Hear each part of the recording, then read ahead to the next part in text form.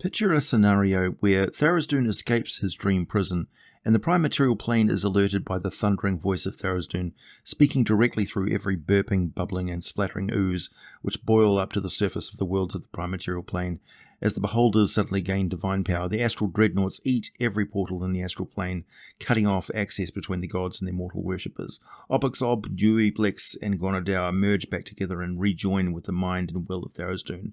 The barriers between the planes of existence begin to shatter, turning the primordial plane into a living nightmare. More like the far realm, except magic, psionics, and divine power no longer function. The undead simply explode, and all living beings are reduced to crawling, mewling animals dominated by the great eye of Tharizdun as he rips reality apart, as every thought manifesting temporary realities, and in the voids of chaos, great beings of the primal multiverse, finally free of the hated stability and suppression of the gods, swim freely and consume chunks of what was, as what will be begins to form around them. Has this happened before? Let's find out. Hey there everyone, my name is AJ Pickett, and this channel is all about the deep cuts of tabletop role-playing games lore. I have many hundreds of videos on monster ecologies, player character races and classes, details about world settings, and exploration of exotic locations in fantasy literature. My goal is to create an educational resource so everyone can learn all about how rich and detailed these game worlds are, and to inspire you to create your own. You can find me on Twitter, Facebook, and I have a Discord server. Plus, if you like to read the scripts for these videos, you can access them on Subscribestar and Patreon and help support me a little bit. Also, I have merch on Teespring. If you like this content, hit that like button and subscribe to the channel if you'd be so kind.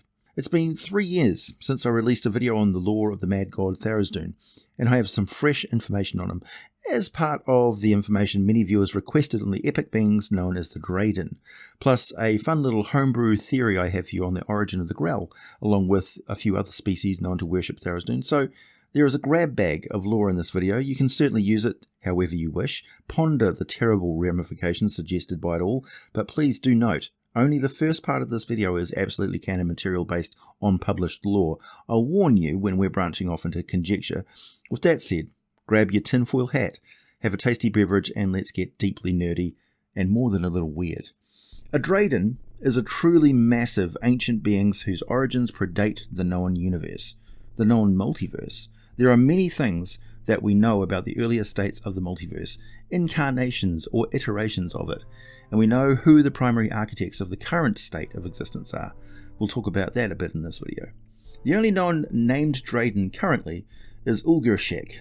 Some call it the 92nd layer of the abyss, but what they're referring to is as a plane is actually the inside of the immortal, stupendously large creature. Ygorshek became mired, utterly encased by the chaos of the abyss as it formed around it, like an insect trapped in tree sap, now solid amber. Nobody knows exactly how old Ygorshek is, or if it is even possible to define its existence using a reference such as the passage of time. It has been in its current position, mostly completely dormant, while the abyss formed around it. It got snared in the early rapid formation of the abyss, driven by Obox and the power of the Shard of Ultimate Evil and the mad god Tharizdun himself. Only a few beings of the multiverse know its true form, among them Lolth, whose servants use it to dispose of prisoners as there is an opening, an orifice, belonging to Ulgurshek, secretly located somewhere in the heart of Lolth's domain, the 66th layer called the Demonweb pits. It is unknown if the presence of the Draeden orifice there is responsible for the unusual property of the Demonweb, which has allowed it to become something of a dark and horrible dimensional nexus, through which Lolth has invaded many primordial worlds. So the 92nd layer of the abyss is contained or accessed from the 66th layer. Those numbers are quite arbitrary, as you can see. There are speculations that some ancient beings in the multiverse are actually Draeden. For example, Asmodeus might be one such creature originally, and a theory that Neth, the living plane, might also be a Draeden. I'll add further speculations at the end of this video. The Draeden were introduced in the Immortals Rules for D&D Basic, published in 1986, Dungeon Master's Guide to Immortals on page 38, the adventure module IM1, The Immortal Storm, published that same year, seen on page 38, and I Am 2, The Wrath of Olympus, published in 1987 on page 22. The Draeden larvae, featured in the module I Am 3, The Best of Intentions, published that same year, found on pages 9 to 16. Bit of a gap, and then Dragon magazine in the 1990s, issue 158, on the article The Mightiest of Dragons, there is mention of Draedens on pages 10 to 14. Then they later showed up in Advanced Dungeons & Dragons lore. In 2007, we learnt that Ulgurshek is in the Abyss, thanks to the Fiendish Codex 1 Hordes of the Abyss on page 126. The last official mention of the Dreaden is from 2007 as well. That's from Dragon Magazine 353 on page 55 with the ecology of the Keeper. And finally, most mysteriously, they are named in Expedition to the Ruins of Greyhawk on page 91.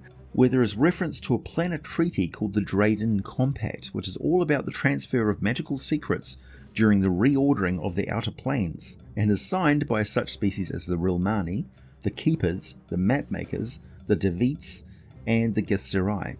I feel a video on the lore of the Keepers is probably on the cards fairly soon. The Githzerai you are probably much more familiar with, and although I made a video about the Rilmani, as a species representing true neutrality, they are quite forgettable. Don't worry, they're also pretty hard to offend. It is almost impossible to directly witness a Draeden's true form from an outside perspective, but I can tell you that they appear as a massive central node that looks a lot like a brain, with a symmetrically arrayed cluster of 40 tubular strands, 20 per lobe of the central mass, which fan out in all directions. Each strand has a mouth at its end and contains a digestive passage leading to the central node. The node contains many vast chambers. Some are digestive in function, some contain thousands of perfectly smooth boulders up to 20 feet in diameter, which that occasionally gets sluiced with powerful acid tides and agitated by earthquake-like motions of the chamber's surface. These boulders are all composed of solid diamond. The Draeden's intelligence resides throughout a complex neural network that spans most of the creature's form. The nerve impulses creating waves of magnetic force and very powerful electrical discharges in close proximity to the main trunks of ganglia, particularly nodes and junctions which are closer to the surface of any internal chambers. While Draeden can swallow and digest their enemies, they're very unlikely to swallow anything that they perceive will cause them harm internally. They will simply chew up and spit out those sorts of threats, assaulting them with tremendous psychic power. Like most psionic creatures of this magnitude, the Draedens are fully self-sustaining, immortal entities that have the power to manipulate reality fairly directly, without need to resort to crude means such as spells and magic. Their natural habit, however, is to swallow anything they encounter and let their vast gizzards pummel and digest the material over however long it takes. If a Draeden is not aware of any danger from such detritus, it is possible that any number of things could wind up finding their way inside one of these unimaginably ancient, vast beings, for all intents and purposes lost for all eternity. With entities this old, there are some very weird traits and some very fundamental and far-reaching influences they have, just due to them being some of the oldest things still in existence. We know that the Draeden dislike all elemental material and the substance of their ethereal and astral planes. This is why they eat anything smaller than planet-sized bodies of what they come across, and while it's not their ideal environment since the proto-multiverse no longer exists, they prefer to wander the depths of perfect vacuum, especially those of the prime-material plane and numerous outer planes. Interestingly, they are very rarely found in the phlogiston between crystal spheres, suggesting strongly that the phlogiston is not the raw, unmodified stuff of the prime-material plane that we thought it was either. But perhaps it is, and the Draeden simply create their own pocket plane around themselves. We don't know. Which would make a lot of sense considering that the multiverse has literally been remade around them at least a few times. Draeden are not a primordial species per se. They are descended from something older.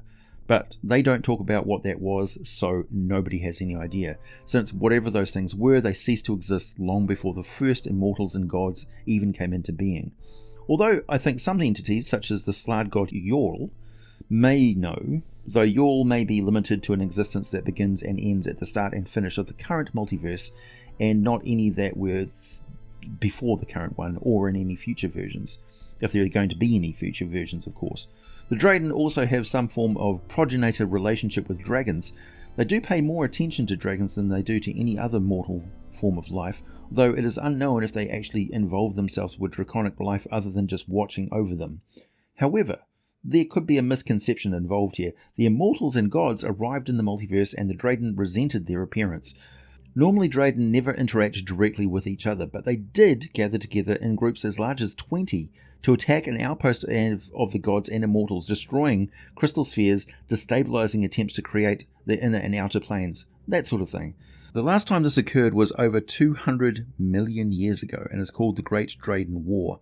It's also the first mention of dragons, which did exist back then and did not get involved in either side of the conflict. They were neutral, which resulted in the gods and immortals assuming that Draedens and draglins are closely related.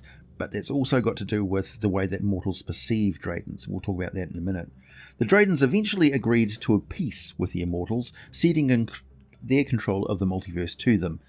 The Draedens believe that the immortals will eventually destroy themselves, and in time the multiverse will revert to its original steward, the Draedens. However, sporadic Draeden attacks will still occasionally occur, and looking at what occurred with the gods in tharizdun, it seems that the Draeden assessment of reality just destroying itself may be entirely accurate. Let's put it this way. The Draeden are so rare and reclusive that they make the perfect location to put something that you absolutely do not want to be found. Tharizdun's crystal prison plane within the deep ethereal plane is locked by 333 supremely powerful wards, each of which is broken by use of a gemstone artifact, which absolutely no one wants to be found. So, given a few 100 million years, how many of those gems do you think would just be ignorantly tossed into the maw of a Draeden? And how many of those gems do they already have? The Draeden's life cycle is unknown. We do know that they have a larval form, which is an ellipsoid maggot well over 6 miles long. The only known encounter with these was a group clustering within the astral plane. The being Mazikeen once carried several such creatures to a plane named Dreaden for research, though whether these creatures were Draeden larvae or something else entirely is uncertain, and Mazikeen is now nowhere to be found, so no way to be sure. We don't know exactly how large the Draeden can get. One of their maws is able to swallow a creature or object over 1,000 feet long, tall or wide. They are almost invulnerable to weapons and normal attacks, totally invulnerable to normal weapons and poison. They're also extremely difficult to successfully strike with weapons or magic anyway, because they're locked up in dimensional states. If they do get hit with some sort of energy, power or spell, they just reflect it right back at its source, and even if damaged, they gradually regenerate fully anyway. These are beings who can navigate their way through environments that make Limbo and the former elemental chaos look like theme parks. Many of the immortals and gods believe that they originated from some of the far realms, distantly removed planes of existence with wildly divergent physical laws, but if they did, the plane has never been found, even though the immortals went seriously looking. Our current known Dreaden, Ulgurshek, like all of his kind, is extremely intelligent, thoroughly arrogant, very tricky to negotiate with, very chaotic and self-centered. He can speak any known and countless lost languages, has an ability to sense and perceive his surroundings which cannot be blocked by any known magic, and in theory, he can cross any dimensional or planar boundary. Although Ulgurshek has stated he is currently mired in the midst of the abyss, though this might be a lie.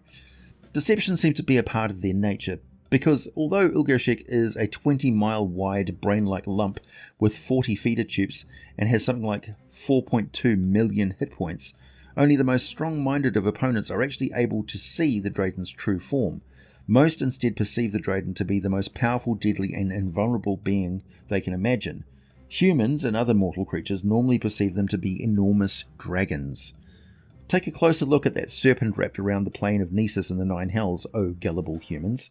It's not a Draeden, but if it was, it would have regenerated completely long ago, and most of the Nine Hells would have been consumed by it as well.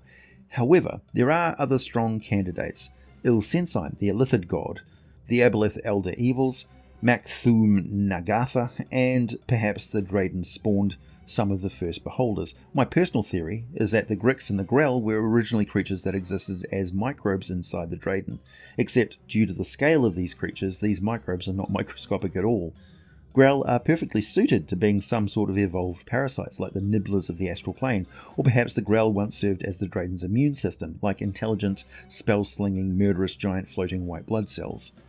Draeden are best handled as a very weird, living demiplane full of growls, gricks, and intelligent oozers, mimics, strange fishy insectoid creatures, the occasional creature that was thrown into the Draeden as a form of execution, and rarely a bunch of woefully unprepared artifact hunters who are almost dead and will attack anyone with resources that they need simply to survive.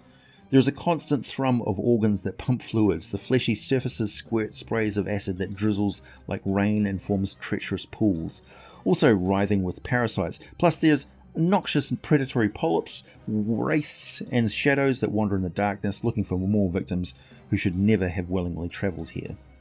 I mentioned Eric Boyd in an earlier video. He's just released a fantastic expansion of the lore of the Spellweavers and their involvement with the genesis of the nation of Netheril on the world of Toril. I'll be making a video where I discuss the ramifications of this lore later on. It was with the full backing of Ed Greenwood, by the way, so it's 100% canon, that PDF. There's a link down below under this video. It will shake the very foundations of what you thought you knew about the Spellweavers, the god Ygorl, and the age of magical learning for the humans and the elves. In the meantime, please hit the like button if you made it this far, subscribe if you like what I do, and thank you so much for your company. Feel free to comment down below.